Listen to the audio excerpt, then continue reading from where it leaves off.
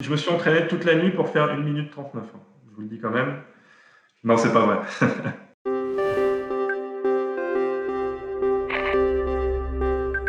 Alors le mot travail, effectivement, c'est pas évident d'en parler comme ça, mais peut-être qu'on peut avoir une position contre l'ubérisation, une position contre l'économie de plateforme si elle est non collaborative.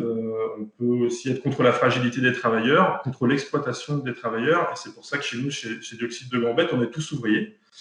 On est tous ouvriers sous la même commission paritaire, que l'on soit dispatcher, que l'on soit livreur à vélo, que l'on soit magasinier, que l'on soit mécanicien. Voilà, on est tous au même taux horaire, et donc ça, c'est le socle commun.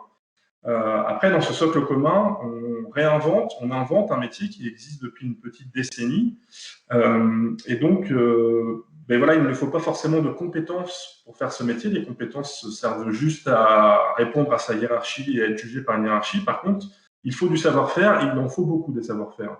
Et donc, c'est ce qu'on essaye de faire, c'est de faire émaner de ce métier ses spécificités pour créer un métier propre à lui-même, qui est dans un nouveau domaine, qui est la logistique urbaine durable.